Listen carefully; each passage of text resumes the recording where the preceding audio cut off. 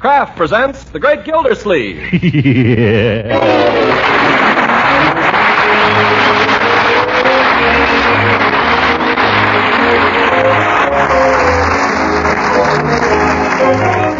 Kraft Cheese Company will also bring you Bing Crosby every Thursday night. Present each week at this time Harold Peary as The Great Gildersleeve, written by John Wheaton and Sam Moore.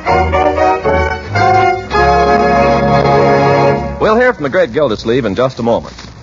As you homemakers surely know, keeping a family well fed these days is no snap job, especially if you have a tight budget to contend with. But there are highly nutritious foods that are economical, too. And one of these foods certainly is wholesome parquet margarine, the delicious, nourishing spread for bread made by Kraft. You see, parquet margarine is an economical source of important food elements. It's one of the best energy foods you can serve.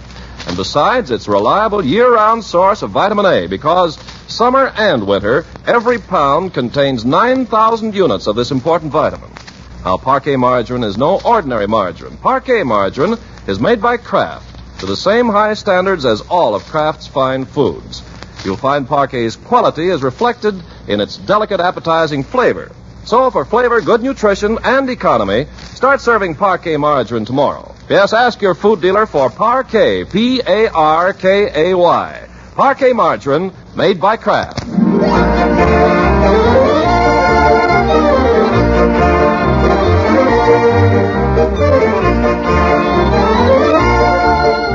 Now let's join our friend, the Great Gildersleeve, whom we find approaching a milestone in his career. As water commissioner, he's been invited to make his first public address before a meeting of the Summerfield Women's Club. With the occasion only a few hours off and not a word of the speech written, time is getting a little short, and so is the great man's temper. Come on. Where's breakfast? Where's my coffee? It's coming, Uncle Mort. Well, hurry it up. I need my coffee. I gotta have my wits about me today. What's the rush, Unc? It's only 7:30. I gotta get down to the office. I got a million things to do. Gotta get a haircut. Gotta write a speech. By the way, Marjorie, did you send my cutaway out to be pressed? Did you want it pressed? Oh, my goodness. But you didn't say you were planning to wear your cutaway. Well, I'm certainly not planning to address the women's club in my shorts. Oh. Well, all right. Keep your shirt on. I'll have Bertie send your cutaway out this morning. Oh, and see that she gets it back. I gotta have it back here by this evening. I know. I don't know what comes over women. They want you to make a speech, and they don't let you know till the day afterwards. Maybe they were hoping they'd get somebody else. Oh, thank you, Leroy. Thank you very much. That's no way to talk. Well, I don't see what you're so steamed up about anyway, Unc. After all, it's just a bunch of dames. Not dames, young man, ladies. Besides, this is my first speech. It may be very important to me. Why, it's likely to be written up in the newspaper. Yeah, the Indicator. Who reads that? Hasn't even got skeezicks in it. Skeezicks.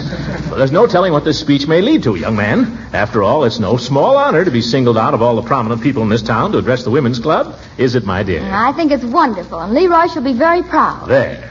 Bertie! Oh, where is that woman? She's trying to hurry, Uncle Mort. Always remember, young man, I may be only water commissioner of this town now, but William McKinley was a water commissioner once, and he ended up in the White House. Remember that. You want something, Mr. Gildersleeve? The coffee. Where is it, Bertie? I've got just half an hour to get to the White House. I mean the office. Coffee's on the fire, Mr. Gildersleeve, but it seems like the water just don't want to boil this morning. Must be something wrong. Yeah, something wrong with your alarm clock, Bertie. Well, I've got to go. Won't be but a minute, Mr. Gildersleeve. Soon as the water boils. I haven't got time to sit around here waiting for water to boil. Who am I, James Watt? No, William McKinley. Very amusing, Leroy. Very amusing. Perhaps it would amuse you further to go down and clean out the furnace. I didn't get time to do that this morning. Where's my briefcase? But, Uncle Mort, you can't go off without breakfast. No time. I've got a speech to make. Well, here's your briefcase. Button up your coat. Thanks. I've got to hurry. Have I got everything? Where's my hat? On your head. Oh, pretty late. I guess I better drive down. Shall I back the car off here, Unc? Shall I? Yes, do that. No. Don't ask me that again. But I can do it, Unc. I told you what you can do. Clean out the furnace. Oh, about the car, Uncle Mort. Yes? What about the car? I had to drive it to the plant yesterday. I missed the bus. You may find it a little low on gas. How low? Well, I couldn't start it last night. This is a fine time to tell me. Oh, that's women for you. Get up in the morning, no coffee, have to make a speech, no cutaway, start to work, no gas. I can see there's only one way I'm going to get anywhere today. What's that? No women.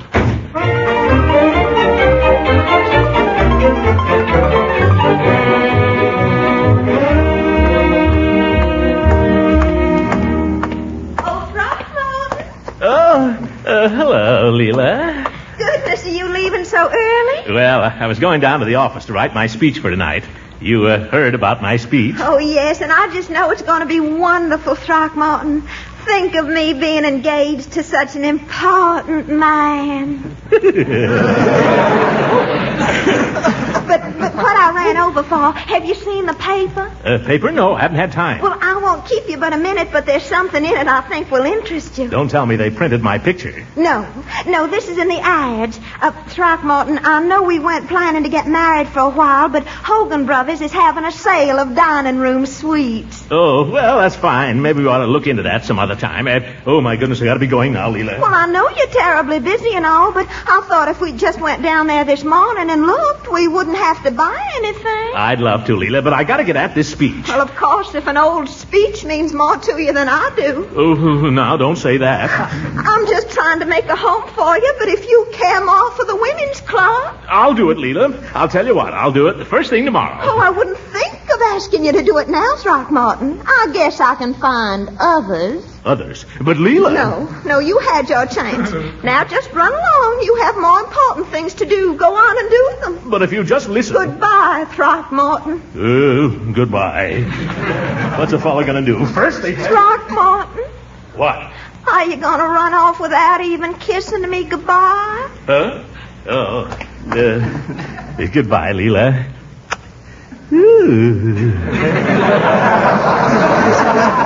Goodbye, honey. Goodbye, Throckmorton. Write a nice speech. If I can ever get at it.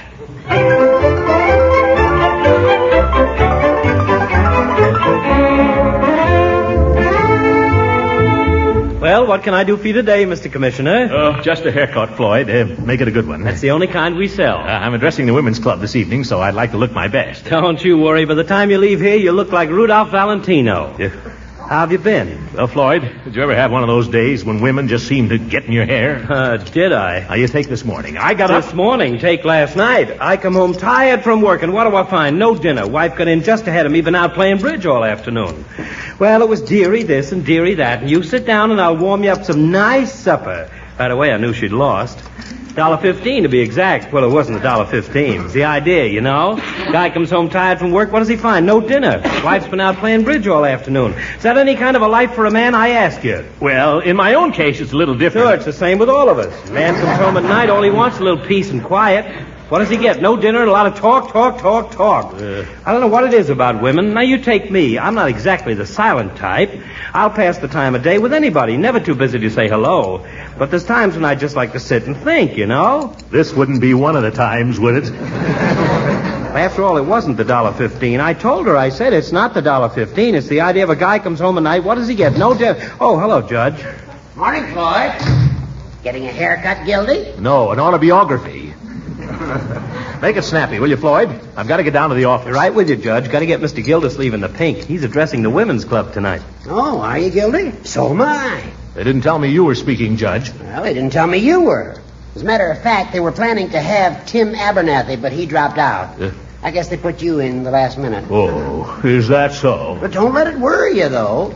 Ever made a speech before, Gildy? No. Well, nothing to it. Only thing to remember is don't get nervous. Who's nervous? There's one other thing you have to remember. What's that? The speech.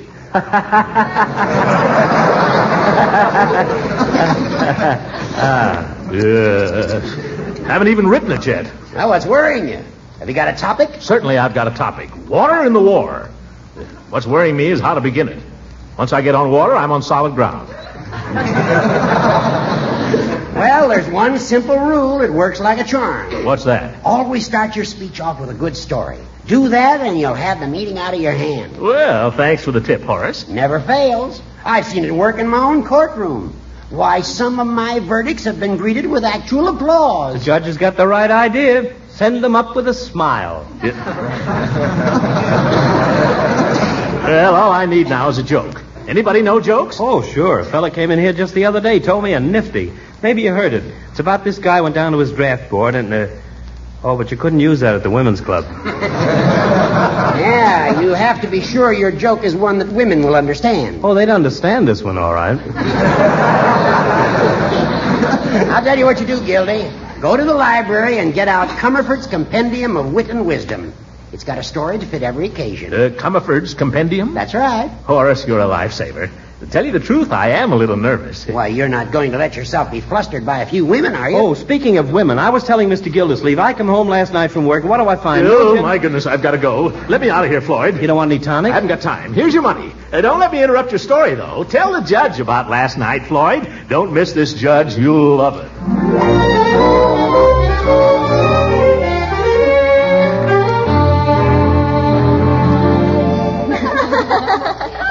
Imagine anybody named Throckmorton P. Gildersleeve.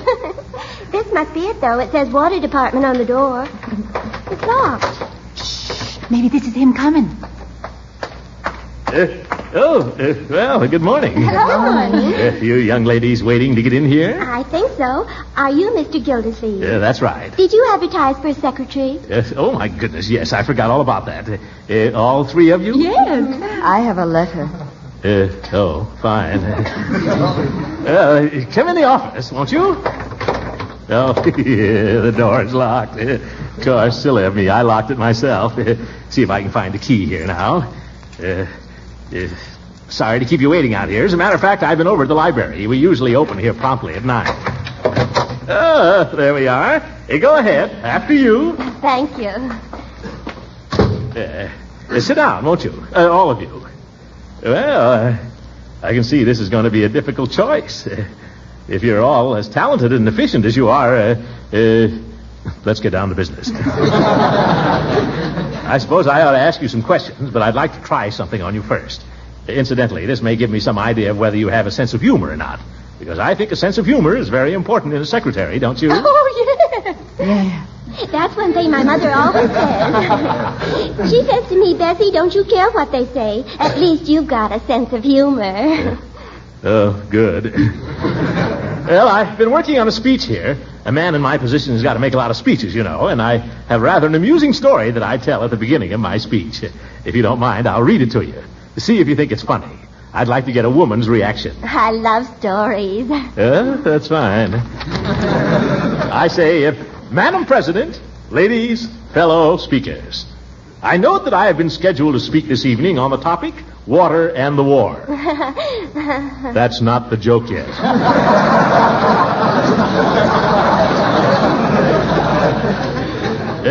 Speaking of water, I am reminded of a seafaring man who, while traveling in the West Indies, purchased an expensive parrot as a present for his wife. Not yet. When he returned from his voyage, he inquired, "Well, dear, how is the bird I sent you?"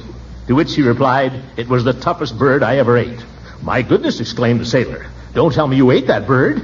He was a very intelligent parrot. He could speak in 17 languages. "Well," replied the wife, "why didn't he say something?"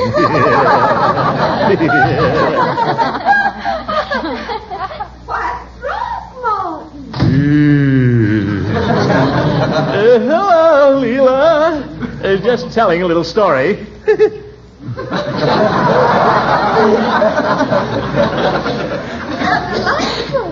I hope I'm not intruding. Intruding? Oh, not at all. Come in. These young ladies were very kindly helping me with my speech. How nice. Honest, they were. Well, aren't you going to introduce us? Oh, well, I don't really know their names, as a matter of fact. I just found them here when I arrived this morning. I mean, they were waiting for me. Weren't you, girls? Yes, my name's Irene. Mine is Ethel. My name's Bessie. Oh, yes. Ethel, Irene, and Bessie. Yes, how do you do? My real name's Elizabeth, but my friends call me Bessie. Her real name's Elizabeth, but her friends call her Bessie. Look, girls, I wonder if I could ask you to come back a little later, after lunch. Sure, be glad to. Oh, gracious, don't let me stand in the way of your taking them to lunch, Throckmorton. Now, Leela, don't you misunderstand. Please, girls, after lunch. See you later, Mr. Gildersleeve. Leela? Yes, Throckmorton? Leela, say something. Don't just stand there and look at me like that. I can explain, Leela. It's not what it looks like. I was just trying to hire a secretary. Well, don't you believe me? Oh, yes, I believe you. Then what are you crying about? Because I'm such a problem to you, Throckmorton. I don't want to be, but I am. Oh, you're not a problem at all, darling. You're sweet. No, I'm not. You're sweet. You're sweet, and I'm awful. No, you're not. You're not a bit awful. Yes, I am. I'll come down here when you've got this big, long speech to write and everything. And all I do is interrupt you and ask you to go to Hogan's with me and look at furniture. Yeah, now. You don't want to feel that way about it. It's all right. I don't mind. Don't you? No. You mean you'll do it? Do what? Go to Hogan's with me and look at furniture? Oh, all right.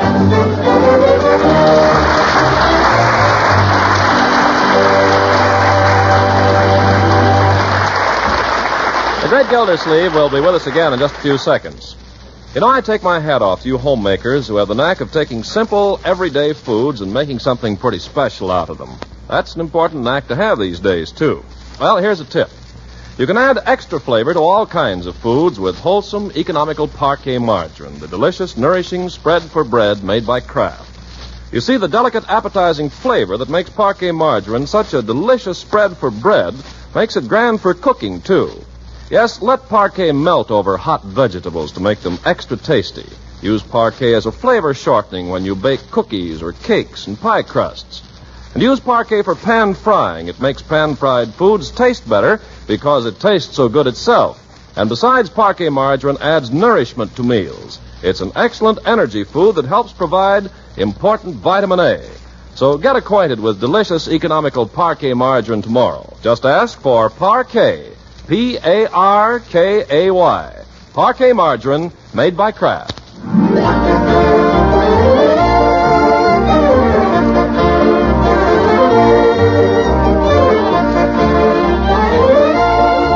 Now let's get back to the Great Gildersleeve. After a tour of Hogan's furniture department and an afternoon spent interviewing secretaries, he's finally completed his speech and now can't wait to try it on somebody. And what better guinea pig than his old friend, the druggist? Hello there, Mr. Gildersleeve. Oh. Hello, Peavy. And how can I best serve you this afternoon? Peavy, come here. Do you enjoy hearing a good story? Oh, I should say I do, Mr. Gildersleeve. Now, don't get excited. I just want to know if you enjoy a humorous anecdote. Oh, well, I do like a nice quiet chuckle now and then. A quiet chuckle is not what I'm after. Now, I've got to address the Summerfield Women's Club tonight, and I'm going to start off with a funny story. You are? Yes. Well, Mrs. Peavy will be there to hear you. Oh, good. She enjoys a humorous story, too, although you might not expect it of her.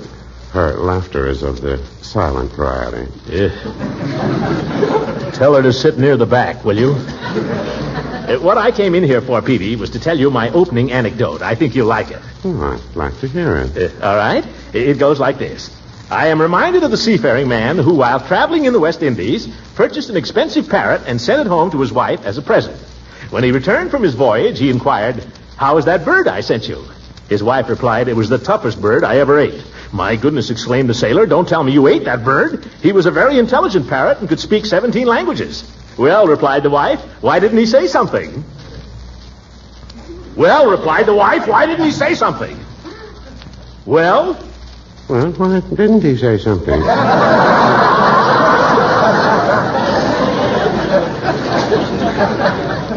Peavy, telling a joke to you is like hollering it down a rain barrel. You have no sense of humor." Well, no, I wouldn't say that. I heard an amusing little thing just the other day.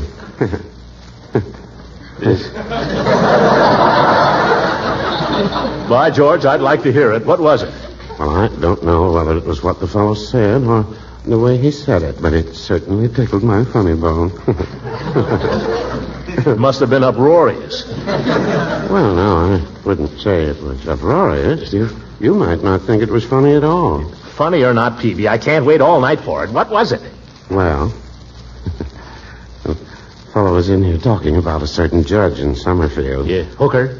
Well, I wouldn't want to say, Mr. Gildersleeve, professional ethics. Yes. But this fellow asked why Judge Hooker got two hats. Yeah. And I said, why? And he said, One is to wear, and the other is to talk through.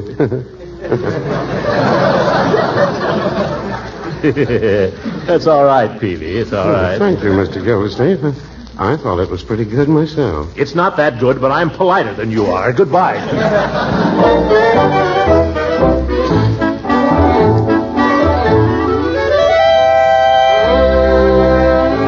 Hold your chin up, Uncle Mort. There. Is it tied? Perfect. Now, let me look at you. You look very distinguished. I think the Women's Club is going to be crazy about you. You're going to be crazy about the Women's Club, too, Unc. Why? What do you know about the Women's Club? I sold ice cream at their picnic last summer. What a bunch of harpies. Leroy, you're just making Uncle Mort nervous. And that Mrs. Pettibone that runs it. Wait till he gets a load of her. She'd make anybody nervous. Leroy, would you mind going someplace else? I'm just trying to tell you what you're up against, Unc. Well, don't. I don't want to know. I just want to get it over with. My stomach's upside down as it is. Now, don't you worry, Uncle Mort. I'll be sitting right beside you. And if you forget your speech, well, I'll prompt you. I'll forget my speech, all right. Maybe I ought to run through it once more before dinner, huh? Yes, why don't you? I've got to go upstairs and dress, though. Maybe you could get Leroy to hear you. Leroy, do you think you could sit still long enough? Oh, sure. I'd like to hear it. All right. You hold the speech. There. Now, let me see. How does it go? First, Mrs. Pettibone introduces me. She says so and so and so and so and so and so. Mr. Gildersleeve. Hooray! Hooray! Wait a minute now. You've thrown me off, Leroy. Keep quiet, will you? Okay. After the applause dies down, I say, what do I say? How do I know? It's on the paper there, Stoop. Read it. You say, Madam President, ladies? Oh, yes. Madam President, ladies, and fellow speakers. I note that I am scheduled to speak this evening on the topic, water and the war. Speaking of water, I am reminded of the seafaring man who, while traveling in the West Indies, purchased an expensive parrot as a present for his wife. Are you kidding? What do you mean? I heard that joke in the second grade. Leroy, I'm trying to make a speech. It's not a very good speech, perhaps, but it's the only one I've got. I have only from now till dinner time to learn it. Well, I'm only trying to help you, Unc. I don't want any help. It's too late for that. All I want is somebody who can shut up and listen. I'm telling you, Unc, if you start off with that joke, they'll chase you out of there with sticks. All right. William McKinley may have made a few bad speeches in his time, too. But he kept making them, and he got to be president. Okay, Unc, have it your own way. Go ahead, I'm listening. No, I won't let you hear it now. Where are you going? I'm going into the kitchen where I can at least get a civil audience. My, don't you look nice, Mr. Gildersleeve. Dinner'll be ready in two shapes. Bertie, have you got time to listen to a brief address? A what? An address. A short speech. You gonna make a speech to me? Yes. Have I done something? No, Bertie. I'm just trying to commit a speech to memory. I'd like to get somebody to hear me. Oh, well, you go right ahead, Mr. Gildersleeve. It won't bother me. Yeah, thank you. Madam President. Oh, go on, Mr. Gildersleeve. I ain't no president. Bertie, I'm addressing the president of the Women's Club. We're trying to. Oh, excuse me. Madam President, ladies, I note that I am scheduled to address you this evening on the subject water and the war. Water? What if there's any water on them string beans? Bertie, I'm trying to make a speech. Will you forget the beans? Yes, I'm sorry, Mr. Gildersleeve. Let's see, where was I? Oh, I'll skip the anecdote. Since the earliest times, water has always been a subject of vital interest to man, even in those... Bertie, I smell something burning. Yes, it's them string beans. Well, put some water on them. But you said... Never mind what I said. There's no use spoiling the supper. Yes, sir. Yes. It's not perhaps generally known that it was in medieval times that water first came into general use for the purpose of washing. However... excuse me, Mr. Gildersleeve. Oh, what is it now, Bertie? Well, if we're going to have biscuits for supper, I got to put them in the oven. Well, go ahead. But you stand in front of it. Oh. However, with the invention of the Roman aqueduct... Bertie, what kind of biscuits are those? Raisin biscuits. Where was I? Oh, water fish. What else are we having? Beef stew. I thought I smelled beef stew. Let me see. Oh, look at that. Bertie, have you got a spoon there? I could put a little on a plate for you, Mr. Gildersleeve. Oh, no. Well, maybe just a little on a saucer. On a piece of bread. Yes, sir. There you are. Oh, my goodness. This is just what I needed. Uncle Mort, what are you doing out here? I just found out what's the matter with me, my dear. I'm not nervous. I'm hungry. Well. Come to think of it, I didn't have any lunch today. A little solid food in my stomach, and I'll be a regular silver-tongued orator. I'll go over there to that meeting, and I'll spellbind those women. When I get through with them, Hooker will wish he'd never been born.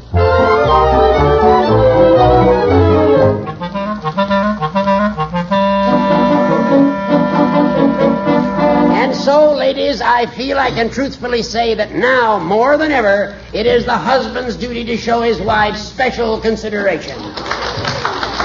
Yeah, look at the old goat. Your turn next, Uncle Mort. In conclusion, I am reminded of the seafaring man who, while traveling in the West Indies... What?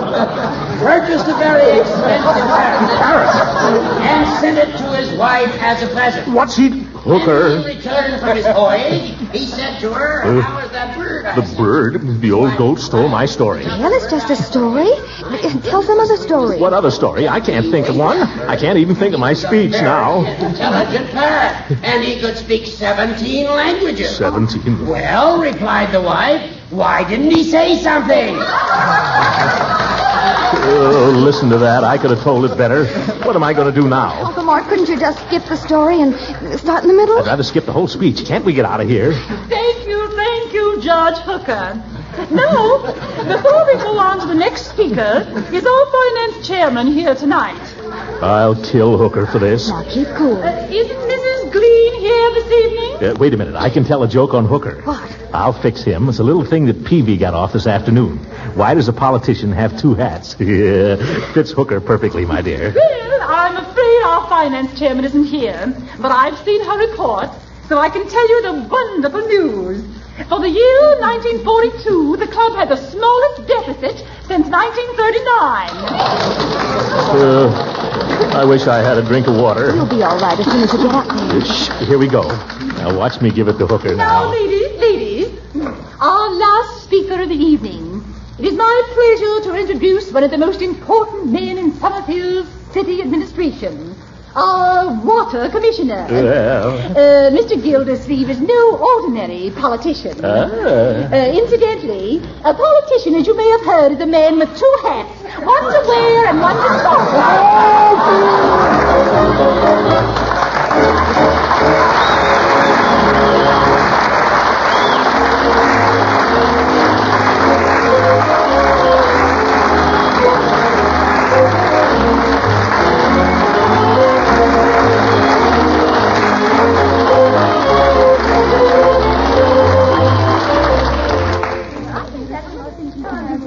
Oh, Throckmorton, you were marvelous. Oh, Leela, I didn't even know you were here. I didn't tell you I was coming because I didn't want you to be nervous. Well, I was a little nervous as a start there. Oh, I never would have known it in the world. I thought your speech was just wonderful. Oh, thank you. It seemed to be well received. I was terribly interested in the part about how those old Romans built their aqueducts and all. Oh, well, I did a little research for that part. And all that about the average rainfall. Oh, my, I thought that was very instructive. Oh, did you? Mm-hmm. But you know what I liked the best? What? That silly story Judge Hooker told about the parrot. That old story, I heard it in the second grade. Come on, dear, let's go home. Good night, everybody.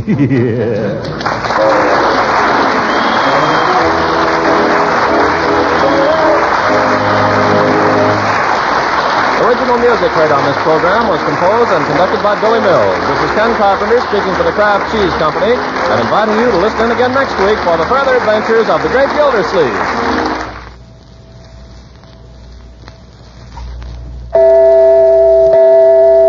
Men, you want your wife to save money, don't you? Well, then tell her about this thrifty, swell-eating main dish. The macaroni and cheese she can make with Kraft Dinner. One package of Kraft Dinner serves 4, and the cost is only a few cents per serving. And big news for your wife is this. Kraft Dinner cooks in just 7 minutes. She'll love the way the special Kraft Dinner macaroni cooks up so fluffy and tender in a jiffy. And how the Kraft Grated, which also comes in the package of Kraft Dinner, quickly gives the macaroni its delicious cheese flavor. Yes, sir, Kraft Dinner is a triple attraction. Downright good tasting, fast to make, and economical. So ask your wife to get some Kraft Dinner soon. It's wise for her to order it early in the week. That will help her food dealer with his supply problem. This program has reached you from Hollywood. This is the National Broadcasting Company.